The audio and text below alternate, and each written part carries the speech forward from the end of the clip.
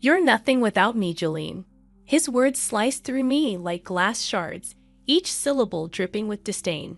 I gazed at Dalton's cold, expressionless face, searching desperately for any sign of the charming man I fell in love with 2 decades ago. But his steel blue eyes held no warmth, only a harsh reminder that the partnership I had built my life around was crumbling before me. I drew a sharp breath as the weight of his dismissal sank into my bones. After years of emotional manipulation, of walking on eggshells and making excuses for his lies, I was determined not to let him have the last word. "Get out," I said, my voice low but firm. Dalton cocked an eyebrow, clearly surprised. "You can't be serious, Jolene." "I mean it," I said. "I want you out of this house tonight." I held his glare, refusing to show weakness, though my hands trembled at my sides. Dalton let out a sharp laugh. "And where would I go? You really think you can just throw me out after everything I've done for you?" He took a menacing step toward me. "You owe me, Jolene. Everything you have is because of me." I flexed my fingers, digging my nails into my palms as I fought to restrain the fury bubbling inside me. He was right about one thing. Everything of material value I owned was because of him, because I had sacrificed my education, my dreams, my very identity to support Dalton's ambitions while he built his empire wheeling and dealing in real estate. I had worked tirelessly behind the scenes, hosting his clients, raising our son, managing his affairs, so Dalton was free to secure bigger deals and reap the fortunes. Only now, standing face to face in our lavish but coldly impersonal house, did I fully grasp how I had squandered decades enabling a man who clearly no longer valued me. "Get out," I repeated through gritted teeth, pointing at the hallway leading to the front door. "I'm done being your dutiful wife. If you won't leave tonight, I will." Dalton's smug expression faltered. He blinked hard before his mouth twisted into a snarl. "What has gotten into you?" He grabbed my shoulders, his fingers biting into my skin. "Is this about that country club receptionist? That little fling meant nothing to me. She was just a warm body when you were too busy or tired or whatever excuse you always have." His callous words sparked an image in my mind. The pretty blonde giggling on Dalton's lap last weekend, her fingers trailing along his chest. Nausea rose in my gut as the reality of his latest infidelity stared me in the face. I wrenched from his grasp, hot tears stinging my eyes. "Just go," I whispered. "Please, Grant deserves better than to have his final years tainted by the unraveling of his only son's marriage." At the mention of his ailing father, Dalton's face softened slightly. He studied me for a long moment before sighing loudly. "Fine, but we are far from over, Jolene," he warned. He brushed past me toward the bedroom, emerging minutes later with an overnight bag. He paused at the front door. "You really think you can make it out there without me?" He shook his head with a sneer. "Mark my words, you'll come crawling back." The door slammed shut behind him with an air of grim finality. I stood rigid, listening to the fading crunch of gravel as Dalton's sleek Mercedes disappeared into the night. In the deafening stillness, I became startlingly aware of my aloneness. I roamed from room to room, engulfed by the gnawing emptiness within me, which slowly solidified into a cold but unyielding determination. Dalton had underestimated me for the final time. Waking abruptly, I was momentarily disoriented by my unfamiliar surroundings. As consciousness settled in, the events of the previous night flooded back. Dalton's callous dismissal, our explosive argument, and his dramatic departure. Sitting up on the plush guest room sofa where I had collapsed in the early hours, I was greeted by the first rays of dawn seeping through the tall windows, casting a mocking cheerfulness about the room. Swinging my legs over the side, I buried my head in my hands with a groan, grappling with the question of what to do next. My entire adult life had revolved around Dalton, supporting his career, raising our son, managing our social calendar and household affairs. Now, for the first time in decades, I was utterly alone. A wave of melancholy washed over me as I reminisced about simpler times, sharing secret smiles over the bakery counter with the charming business student who had tirelessly pursued me during my freshman year of college. Dalton had been enchanting in those early days, lavishing me with affectionate gestures and gifts. I was the pride of my small hometown when the most eligible bachelor chose me. When Dalton proposed just 8 months after we met, I stunned my family by dropping out of school to plan our whirlwind wedding.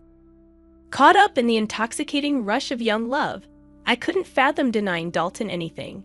However, as Dalton's ambitions swelled, the sweet gestures gradually faded. He criticized my modest career aspirations, convincing me that staying home with future children was paramount. I buried my needs and independence to support his relentless climb up the corporate ladder. Somewhere along the way, amidst the demands of work, parenthood, and societal expectations, we ceased to be partners. Dalton's ego and self-interest consumed us both. Rising slowly from the couch, resigned to face this new and daunting phase of life alone, I began to gather my belongings. My gaze fell upon the antique desk in the corner of the room, another flashy sign of Dalton's growing wealth. On impulse, I pulled open the top drawer, where amidst the clutter of pens and rubber bands, my fingers brushed against a small, unfamiliar box, my heart racing. I retrieved the velvet case and unclasped it with trembling hands. Nestled inside was a gorgeous diamond tennis bracelet, glinting boldly in the morning light. Fresh anger coursed through me as I pictured Dalton fawning over one of his flings with this extravagant gift. It was yet another representation of his selfishness, lavishing treasures on his whims while I made do with the same jewelry he had given me decades ago. My bitterness swelled, usurping the grief that had threatened to overwhelm me. Dalton had smugly declared I couldn't survive without him, convinced I would never walk away from the comfortable life his wealth afforded.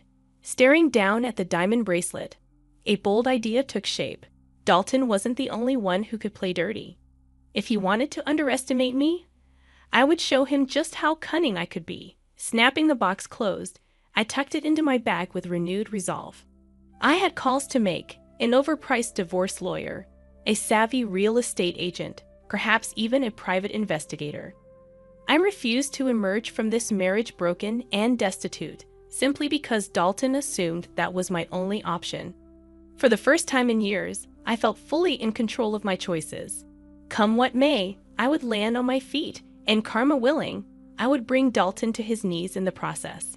My heels clicked purposefully across the marble foyer as I returned home from my legal consultation, echoes underscoring my determination.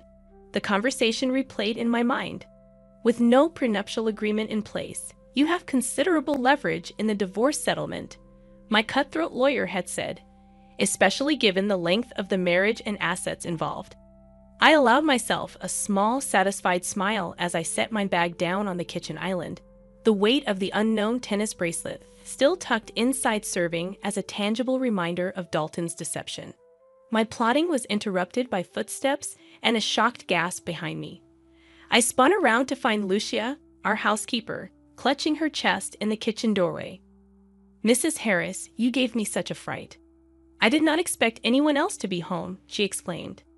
Lucia had worked for our family for over a decade, her warm and non-judgmental presence a rare constant in recent years. "I'm so sorry, Lucia," I replied. "It's been a difficult couple of days around here, as I'm sure you know." Lucia nodded, her eyes gentle and understanding. "I cannot believe Mr. Harris would do this to you. You have been so good to him through all these years," she said. I sighed, the truth of her words hitting painfully close to home. All those years compromising my needs and dreams to support Dalton's ambitions. What did I have to show for it now? Just yesterday, it seemed I had lost everything. Yet Lucia's compassion and my lawyer's assurances were kindling a small but growing fire inside, steeling me for the fight ahead. "Thank you, Lucia," I said. "Your support means so much to me right now. I wasn't sure I could get through this, but I'm starting to realize. I discovered that I'm a lot stronger than Dalton ever gave me credit for." Just then, the faint sound of the front gate opening drew our attention. Moments later, Dalton strolled casually into the kitchen. Lucia and I stared at him incredulously. "Jolene, there you are." I swung by the office and had a chat with my father, Dalton said breezily, as if nothing were amiss. "He convinced me we need to figure this thing out. not toss away 22 years just because you're going through some hormonal mood swing.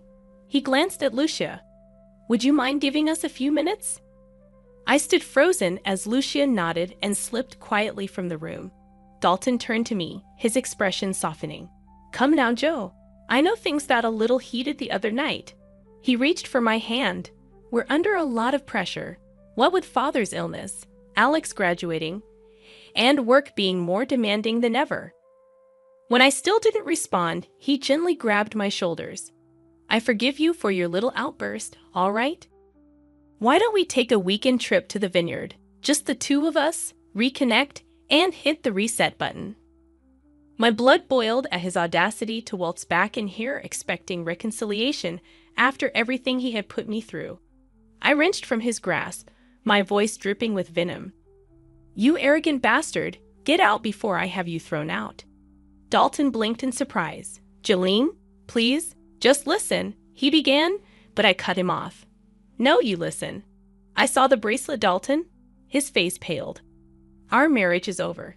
So be yourself a favor and leave with whatever shred of dignity you have left, instead of making this uglier than it needs to be. Dalton's shell-shocked expression shifted to cold rage. He stepped forward, jabbing his finger toward me as he spat his reply. You'll regret this, Jolene.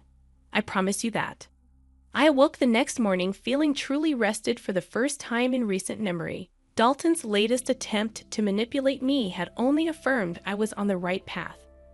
I stretched lazily, surprised to realize I had slept through the night without aid of my usual sleeping pills.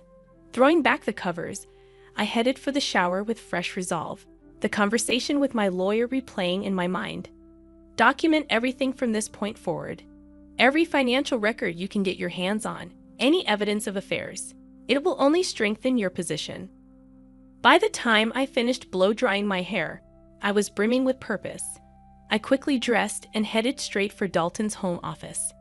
If he thought he could intimidate me into staying with veiled threats, he had another thing coming. I took control of my future as I rifled through Dalton's meticulously organized drawers and files, my hands expertly guiding me to the most relevant documents. Bank statements, investment reports, loan applications. I assembled anything that provided transparency into our financial lives, anything I could leverage to ensure I emerged from this divorce securely on my own 2 feet. Nearly 2 hours passed in a blur before I heard movements elsewhere in the house. I scrambled to return the home office to its original pristine condition, just as Lucia appeared in the doorway. Mrs. Harris, pardon the interruption, but your lawyer is on the phone, she said tentatively. My heart leaped with renewed motivation. Snatching up my stuffed briefcase, I squeezed Lucia's shoulder appreciatively as I hurried past. Lou, you're a gem. Wish me luck, I called over my shoulder. Safely sequestered in my makeshift bedroom suite, I eagerly accepted the call. My lawyer's smooth voice greeted me on the other end of the line. Jolene, I have an update. My investigator uncovered something rather interesting. What followed was perhaps the final missing piece of the puzzle. In addition to evidence corroborating Dalton's long-term affair with his assistant, my lawyer had discovered questionable activity around my husband's latest real estate project.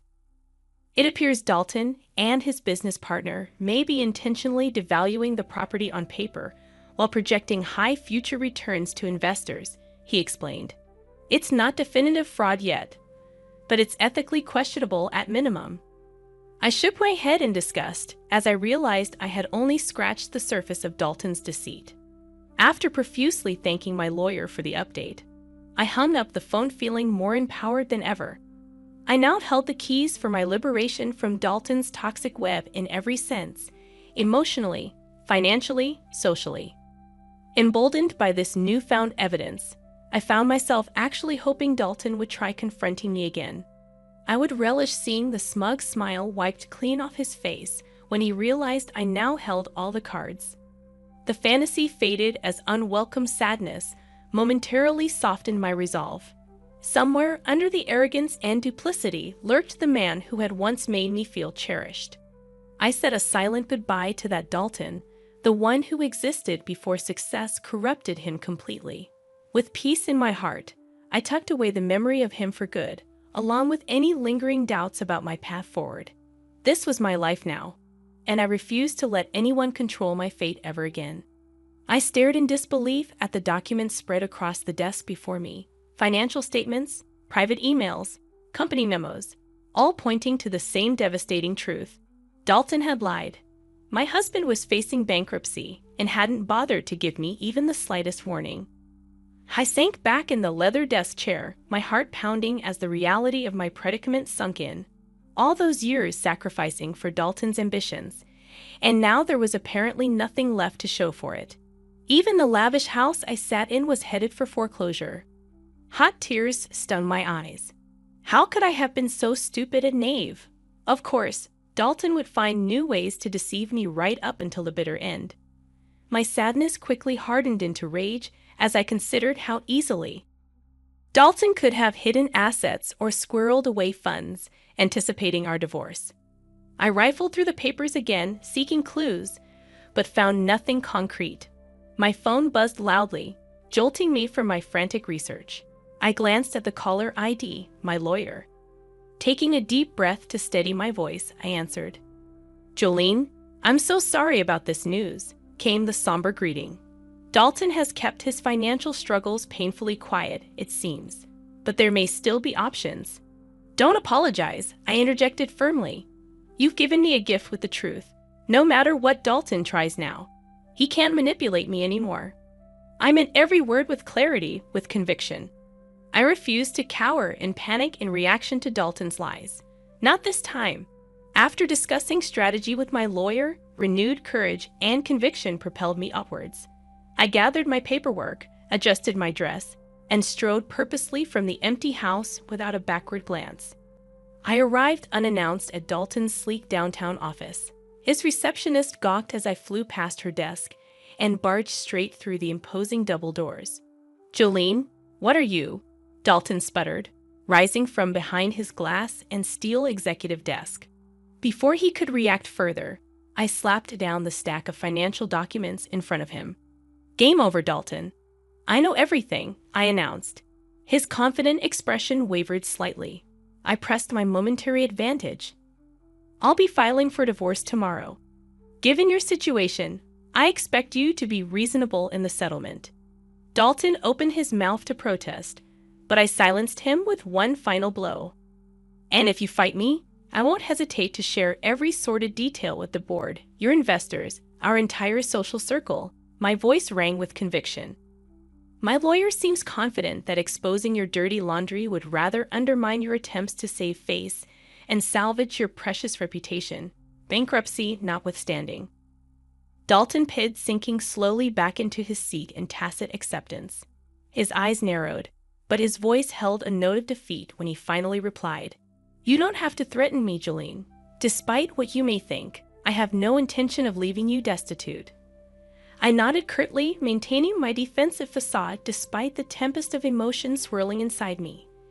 I turned on my heels without another word, refusing to let Dalton see me crumble yet again.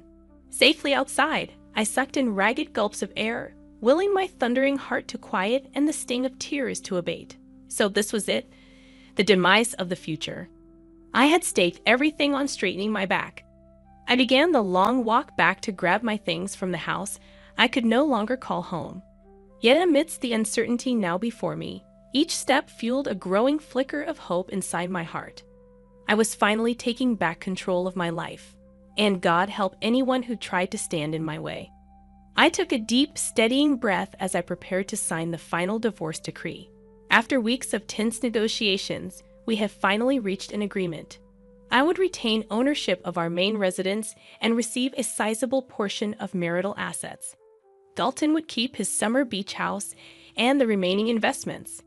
"Just sign the damn thing so we can end this charade of a marriage once and for all," Dalton grumbled, shoving the paperwork toward me. I picked up my pen, hesitating even now. Parting ways with Dalton for good unleashed a swirling vortex of emotions I thought I had neatly compartmentalized. Sensing my reluctance, Dalton seized the opportunity to twist the knife one final time. "Having second thoughts about throwing away your cushy future as Mrs. Dalton Harris?" Not so easy to give up the private jets and beachside villas for a life of mediocrity, is it? His smug expression fueled my mounting anger, vanquishing any last shred of sadness. I met his contemptuous gaze head-on. "Quite the contrary, Dalton," I replied evenly. "I discovered recently that I have assets of my own." His eyes narrowed at my cryptic response. I continued, "Remember that lakeside property I inherited from my grandmother years ago? The one you insisted I sell right away so you could fund your newest development." Dalton shifted uncomfortably at the long-forgotten memory. After ignoring his demands to liquidate the modest land asset, I had tucked away the property deed, retaining my small connection to family history. "Well, it turns out that land is now prime real estate worth nearly $2 million, I revealed casually. "So you see, I'll manage just fine on my own." Dalton's face morphed from confusion to disbelief to outrage in quick succession. He sputtered indignantly, "What? You can't prove." "No matter." I cut off his rambling threats with a wave of my hand. "Don't waste your time or money, Dalton. The property is solely in my name. But by all means, take me to court if you need yet another public humiliation." I signed the divorce decree with flourish and pushed it back across the table, relishing this final victory. For a brief moment, I allowed smug satisfaction to replace the swirling emotions I had bottled up for too long. I stood calmly, gathering my belongings while Dalton stared at me wildly, the new reality settling over him. "Well, if we're quite finished here, gentlemen, I'll be on my way." I nodded graciously at our lawyers before turning my gaze back to Dalton. "I do hope you find some shred of human decency left in that dark heart of yours, for your sake at least, if not anyone else's." With those final words, I walked steadily from the room, only allowing myself to tremble with release once outside the oppressive atmosphere. I leaned against the cool brick wall, taking deep, healing breaths. The time had come to close this painful chapter for good and step wholly into a future of my own making. While Dalton grappled with his bitter comeuppance, I felt only lightness and liberty. Tomorrow would mark the first sunrise of a life no longer confined by secrets, manipulation, or the suffocation of stunted dreams. Against all odds, I had salvaged my sense of self from the ruins of betrayal, and nothing could dampen my spirit now. I heaved a satisfied sigh, admiring my surroundings. The blank walls and bare floors held only possibility, a far cry from the cold opulence of the home. The past few months had flown by in a flurry of fresh starts, new ventures, and overdue reckonings. The sale of my inherited lakefront property had left me with newfound financial independence.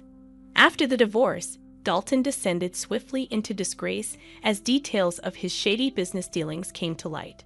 Meanwhile, I embraced solitude and reveled in personal growth. Now, on the eve before opening day of my very own bakery, I paused to reflect on the circuitous route that had delivered me here. Failures often plant the seeds of later success, I mused, and what felt like loss and devastation ultimately cleared the way for truer fulfillment. My philosophical rumination ended abruptly with Lucia's signature cheerful greeting. "It smells heavenly in here already," she remarked. My longtime friend and confidant had left Dalton's employment to join me in this new endeavor. Her steadfast support through all my tribulations had been a rare gift. We spent the afternoon preparing a test batch of goodies showcasing my decadent family recipes. Tomorrow, these polished granite countertops would display baskets brimming with flaky croissants, glossy fruit tarts, and artisan breads.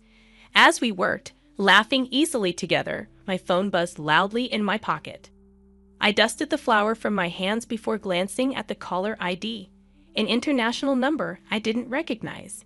Curiosity got the better of me. "Hello, Jolene Harris speaking." I answered briskly, prepared to terminate yet another sales solicitation. But the smooth, familiar voice I heard instead jolted me completely. "Jolene, it's Dalton." "I'm sorry for the out-of-the-blue call," he said, sounding uncharacteristically hesitant and deflated. Curiosity rooted me in place. "I just heard about your new bakery on social media." "Congratulations." His voice trailed off awkwardly. "Anyway, the reason I'm calling, I know my apology likely means nothing at this point, but I wanted to express my sincere regret for how everything unfolded. I stood frozen in stunned silence, trying to process Dalton's words as he continued haltingly. Leaving you and losing the publicity battle afterwards, it finally knocked some sense into me. I discovered who my true supporters were. Lucia and I exchanged stunned looks. Was Dalton Harris actually demonstrating humility? When I still didn't respond, Dalton pressed on. I ended up relocating abroad to escape the drama and scrutiny. I have an opportunity to start fresh here, but before I did, I needed to make amends, to let you know how much I respect and admire you for landing on your feet. You didn't deserve how I treated you. I cleared my throat, regathering my wits after Dalton's emotional appeal. I appreciate you saying all of that, Dalton. I can't erase the pain you caused, but healing comes from moving forward with wisdom and grace. We exchanged a few more awkward pleasantries before hanging up. As I slowly set down the phone, Lucia appeared by my side, concern crinkling her warm eyes. "Are you all right, dear?" she asked. Considering the question, I took full stock of my emotional state. To my pleasant surprise, instead of the usual hurt and frustration Dalton's presence evoked, I felt only forgiveness and peace. His mistakes were no longer mine to carry. Meeting Lucia's caring gaze, I gave her a genuine smile. "Actually, yes, I'm more than all right. For the first time in ages, I feel completely free," I said. She squeezed my hand supportively, a look of pride and joy lighting her face. Together, we turned our focus back to preparing for tomorrow's grand opening. With clarity and purpose, I stepped wholly into the life and dreams I had deferred for too long.